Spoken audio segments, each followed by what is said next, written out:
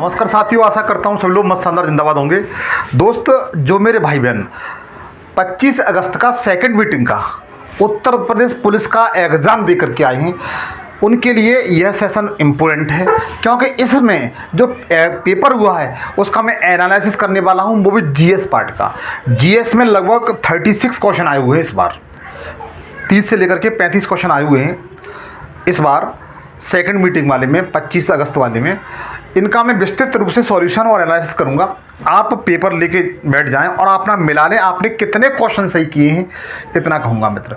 यदि आप लगभग 30 से 35 क्वेश्चन आए हुए हैं, इसमें से आपके 25 क्वेश्चन सही हैं, तो आपका बहुत 25 से 30 क्वेश्चन के बीच में आपका स्कोर है, तो आप बहुत कुछ अच्छा करके आए मित्र, समझ लीजिए। आप लोग मिला लीजिए और मुझे अपना लास्ट में स्कोर बताइए। लेकिन छोटी सी रिक्वेस्ट है, इस सेशन को सब्सक्राइब जरूर कर लेना। क्योंकि मित्र आइए बगैर देरी क्यों चलते अपने सेशन की ओर। देखिए, सबसे पहले पूछा गया है श्रीलंका की जो राष्ट्रीय मुद्रा क्या है। श्रीलंका है अपना पड़ोसी मुल्क है मित्र। यद्यपि देखिए, मैं आपको बताना चाहता हूँ, जितने भी दुनिया में देश हैं, इम्पोर्टेंट परीक्षा की दृष्टि से जो बनते हैं, उनकी देश के नाम, उनकी राजधानियाँ, उनकी मुद्रा, उनकी पार्लियामेंट और उनके अध्यक्ष के बारे में सेशन बना दिया है। मेरा जो चैनल है सब्सक्राइब कर लेना, और उसके बाद आप मेरी प्लेलिस्ट में जाना, वहाँ पर सब कुछ मिल जाएगा आपको, ये ठीक है। तो देखिए, श्रीलंका अपना पड़ोसी मुल्क है। श्रीलंका को आपको पता है हिंद महासागर का मोती कहते हैं। तो इसकी जो मुद्रा है मित्र, वो रूपी है। कौन सी है? श्रीलंकाई रूपी है। डी ऑप्शन की ओर जाएंगे। तो आप लोग मिला लीजिए आपने कौन सा आंसर लगाया है। अगर आपने रूपी लगाया है, बिल्कुल सही लगाया आपने। अगला है 2021 में मार्च के अंत तक प्रसारित 2000 रुपये के नोटों का मूल्य क्या है? तो मित्र इसका 2.00 है। सी ऑप्शन की ओर जाएंगे। अगला है, कौन सा देश अपने अनोखे ज्वालामुखी प्रदर्शन के कारण भूतापी ऊर्जा के व्यापक उपयोग के लिए जाना जाता है? यह पूछा गया। ऐसा कौन सा देश है जो अपने अनोखे ज्वालामुखी प्रदर्शन के कारण भूतापी ऊर्जा के व्यापक उपयोग के लिए जाना जाता है? तो मित्र देखिए, क्या आइसलैंड है, ऑस्ट्रेलिया है, ब्राजील है या नॉर्वे है? तो इस क्वेश्चन का डी बिल्कुल राइट आंसर नॉर्वे मेरे भाई। कौन सा है? नॉर्वे है। अगला क्वेश्चन है, शहरी क्षेत्रों से उपयोग की ओर, शहरी क्षेत्रों से उपनगरों की ओर पलायन करने वाले आर्थिक रूप से सुरक्षित श्वेत लोगों को क्या कहा जाता है? तो उन्हें सफेद उड़ान कहा जाता है मित्र। क्या कहा जाता है? श्वेत फ्लाइट कहा जाता है, व्हाइट फ्लाइट कहा जाता है बच्चों, ठीक है। आगे ध्यान दीजिए। अगला क्वेश्चन दिया हुआ है कि अफ्रीका, जो अफ्रीका महाद्वीप है, आपको पता है जैसे एशिया महाद्वीप है, इसी तरीके से अफ्रीका महाद्वीप है। अफ्रीका महाद्वीप में कितनी कंट्री हैं, ये पूछा गया है। तो ध्यान रखना, अफ्रीका महाद्वीप में मित्र 54 देश हैं। अफ्रीका कॉन्टिनेंटल का मैंने एक सेशन बना दिया है, आप जाके देख सकते हैं, उसमें सब कुछ बताया हुआ है। अगला है 43वां क्वेश्चन है, भारत में ऑपरेशन ग्रीन हंट क्या है? ये पूछा गया है। भारत में ऑपरेशन ग्रीन हंट क्या है? क्या यह कश्मीर में आतंकवाद विरोधी अभियान है? नहीं। मादक पदार्थों की तस्करी विरोधी अभियान है? नहीं। एंटी पायरेसी ऑपरेशन है? नहीं। ये नक्सल विरोधी अभियान है। कैसा है? नक्सली विरोधी अभियान है। हम लोग बी ऑप्शन की ओर जाएंगे। उसके बाद WPI का फुल फॉर्म क्या है, पूर्ण रूप क्या है? तो मित्र ध्यान रखना, इंपॉर्टेंट है, वैसे ही पूछा जाता है। WPI का पूर्ण रूप है मित्र होलसेल प्राइस इंडेक्स है। क्या है? होलसेल प्राइस इंडेक्स है। आप लोग याद रखना, डी ऑप्शन की ओर जाएंगे मित्र, ठीक है। आगे ध्यान दीजिए। एक बात आपसे कहूंगा मित्र कि मैं जो क्वेश्चन बता रहा हूं उसमें से 1-2 क्वेश्चन इधर उधर हो सकते हैं, ज़्यादा नहीं होंगे, इस बात का दावा है मेरा। 1 या 2 क्वेश्चन इधर उधर होंगे, अन्यथा जितने भी क्वेश्चन बताऊंगा वो 99.99% सही होंगे मित्र, बिल्कुल सही होंगे। मैं रियल बता रहा हूँ, आप विश्वास करिए और चैनल को सब्सक्राइब कर लीजिए, क्योंकि इस पर मैं जीएस के सारे विषय, हिंदी, रीजनिंग और करंट अफेयर जैसे विषयों को पढ़ाता हूँ मित्र। ये मैं आपसे हाथ जोड़ के रिक्वेस्ट करता हूँ, तो सब्सक्राइब जरूर कर लीजिएगा। आगे ध्यान दीजिए। अगला क्वेश्चन दिया हुआ है, वित्तीय बैंकिंग प्रणाली को प्रत्येक वर्ष ...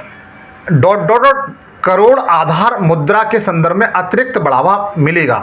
तो मित्र ये 10 से लेकर के 12 लाख, 10 से लेकर 12 लाख करोड़ के आधार पर इसको, इसका सी बिल्कुल राइट आंसर है 45 का मित्र। 45 का सी बिल्कुल राइट आंसर है। अगला क्वेश्चन दिया हुआ है, कौन सी अंतर्राष्ट्रीय संधि बच्चों के अधिकार पर केंद्रित है?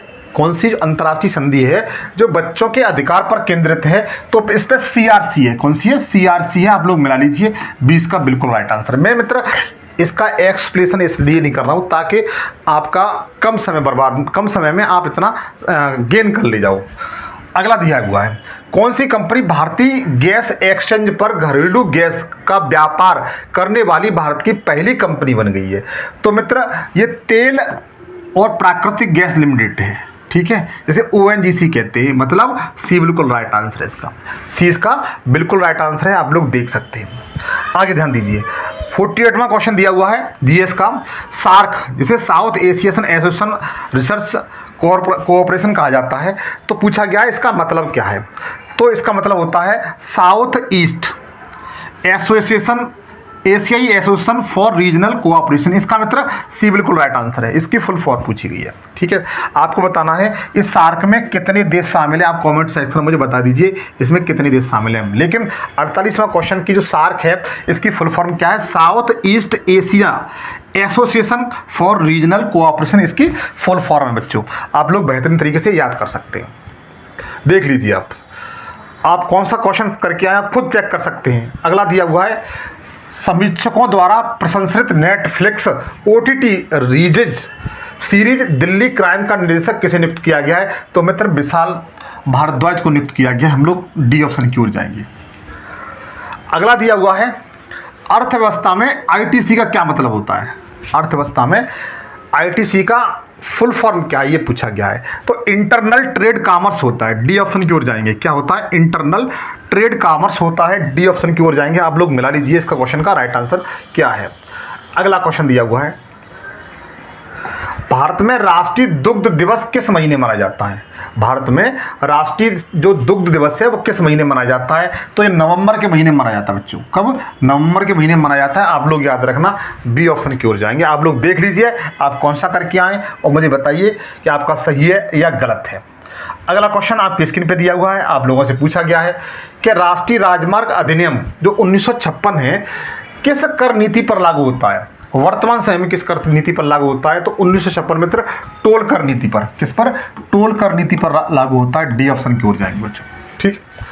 अगला है, गैलीलियाड किस ग्रह का उपग्रह है? तो मित्र देखिए ये जो उपग्रह है गैलीलियाड ये सौरमंडल का सबसे बड़ा उपग्रह है। पहली बात, सौरमंडल का सबसे बड़ा उपग्रह गैलीलियाड पृथ्वी के समथिंग बराबर है ये। और ये सौरमंडल का सबसे बड़ा जो ग्रह है इसे बृहस्पति कहा जाता है, जुपिटर कहा जाता है, उसी का ये, ठीक है। इसलिए हम सी ऑप्शन की ओर जाएंगे। सी इस क्वेश्चन का राइट आंसर है। अगला है, लोकसभा को भंग करने की शक्ति किसके पास है? तो सभी लोग जानते हैं राष्ट्रपति के पास है। आपको ये बताना है किस आर्टिकल के तहत राष्ट्रपति लोकसभा को भंग कर सकता है। आपको ये क्वेश्चन बताना है मुझे। लेकिन लोकसभा की भंग करने की शक्ति किसके पास है? राष्ट्रपति के पास है। आप लोग देख लीजिए, मिला लीजिए अपना। आगे क्वेश्चन दिया हुआ है, 55वां क्वेश्चन है। पूछा ये गया है, निम्नलिखित में से कौन महात्मा गांधी राष्ट्रीय ग्रामीण रोजगार अधिनियम की एक विशेषता है? ये पूछा गया है। अच्छा क्वेश्चन है, 1000 बार परीक्षा में पूछा जाता है ऐसा क्वेश्चन। तो ध्यान रखना, प्रतिवर्ष 100 दिन वेतन रोजगार गारंटी योजना है। मतलब 360 दिन में 100 दिन आपको क्या मिलेगा? वेतन मिलेगा, रोजगार मिलेगा, ठीक है। इस जो मनरेगा योजना है इसका टारगेट यही है बच्चों। अगला क्वेश्चन, आसियान के संबंध में भारत की एक्ट ईस्ट नीति का क्या महत्व है? ये पूछा गया है। जो आसियान जो संगठन है के संबंध में भारत की जो एक्ट ईस्ट नीति का क्या महत्व, ये पूछा गया है। तो मित्र इसका महत्व है दक्षिण पूर्व एशिया देशों के साथ आर्थिक, सामाजिक और सांस्कृतिक संबंधों को क्या करना है? बढ़ावा देना है। इसलिए इस क्वेश्चन का ए बिल्कुल राइट आंसर है। इस क्वेश्चन का बेहतर और राइट आंसर है। आप लोग देख लीजिएगा, ठीक है, आप कौन सा सही करके आए हैं बच्चों। ये क्वेश्चन मैंने करंट अफेयर में कराया है। जो 57वां नंबर का क्वेश्चन है, आप मेरे करंट अफेयर में जाएंगे तो इसको देख लीजिए। मैराथन जो क्लास थी करंट अफेयर की, उसमें मैंने ये कराया था कि हाल ही में किस मिशन को अंतरिक्ष अन्वेषण के लिए 2024 जॉन एल जैक स्वेटिंग जूनियर पुरस्कार से सम्मानित किया गया है। तो मित्र ध्यान रखिए, जो चंद्रयान 3 था इसी के लिए से दिया गया है। किसके लिए? चंद्रयान 3 के लिए दिया गया है। आप लोग याद रखना। अगला क्वेश्चन, DDoS का फुल फॉर्म क्या है? DDoS का फुल फॉर्म क्या है ये पूछा गया है। DDoS का फुल फॉर्म क्या है ये पूछा गया है। तो जो DDoS का फुल फॉर्म है डिस्ट्रीब्यूटेड डिनाइल ऑफ सर्विस, मतलब डी इसका बिल्कुल राइट आंसर है। आप लोग देख लीजिए, डिस्ट्रीब्यूटेड डिनाइल ऑफ सर्विस इसकी फुल फॉर्म है DDoS की बच्चों। ठीक है, अगला है 2014 में 59वां क्वेश्चन है, 2014 में भारत में नोबेल शांति पुरस्कार किसे प्रदान किया गया था? तो मित्र दो लोगों को प्रदान किया गया था। एक आपके कैलाश सत्यार्थी थे, और कैलाश सत्यार्थी मध्य प्रदेश के रहने वाले थे। इन्होंने बच्चों के जो बच्चे होते हैं उनके विकास के लिए बहुत वर्क किया था, इसलिए नोबेल का शांति पुरस्कार 2014 में दिया गया था। अमर्त्य सेन को 1998 में अर्थशास्त्र के क्षेत्र में नोबेल पुरस्कार मिला था बच्चों। ठीक है, लेकिन इस क्वेश्चन का जो राइट आंसर है वो कैलाश सत्यार्थी है। ठीक है, और दो लोगों को मिला था, एक अपने कैलाश सत्यार्थी को, और दूसरी जो पाकिस्तान की एक लड़की है मलाला यूसुफजई, उसे मिला था। अगला क्वेश्चन 60वां क्वेश्चन दिया हुआ है। प्रसिद्ध पुस्तक the return of the native किसके द्वारा लिखी गई है? इंपॉर्टेंट पुस्तक, देखो मैंने ये पुस्तक लिखाई थी, करंट अफेयर में लिखाई थी मैंने ये पुस्तक करंट अफेयर की जो जितनी इंपॉर्टेंट बुक थी उसमें मैंने अलग से सेशन बनाया था, उसमें ये थी। अगर ट्रस्ट नहीं है तो जाके मेरी वीडियो जाके जरूर देख लीजिए, उसमें आपको ये पुस्तक मिल जाएगी। प्रसिद्ध पुस्तक the return of the native किसके द्वारा लिखी गई है? तो थॉमस हार्डी द्वारा लिखी गई है मेरी बारी। किसके द्वारा? थॉमस हार्डी द्वारा लिखी गई है। हम लोग डी ऑप्शन की ओर जाएंगे, डी इस क्वेश्चन का बेस्ट और राइट आंसर है, थॉमस हार्डी। अगला है एलोरा निम्नलिखित में से किस राज्य का पवित्र स्थल है? अजंता और एलोरा की गुफाएं आपने जरूर सुनी होंगी।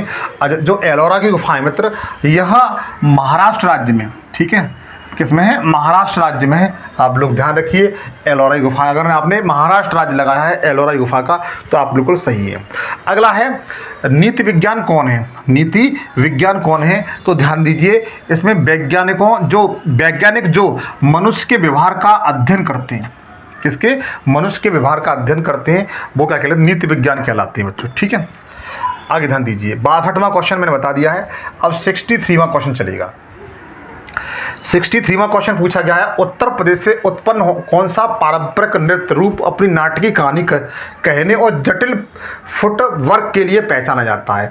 तो मित्र देखो, ये जो नाटक है भरतनाट्यम, ये तो मित्र उसका है तमिलनाडु का, कुचिपुड़ी आंध्र का है, लेकिन जो कथक है ये उत्तर प्रदेश का। इसका बी बिल्कुल राइट आंसर है, 20 क्वेश्चन का बिल्कुल राइट आंसर है। आप लोग 63 का बी लगाया है, आपने सही लगाया है। ठीक है, अगला क्वेश्चन है, पूछा यह गया है कि प्रधानमंत्री फसल बीमा योजना क्या है?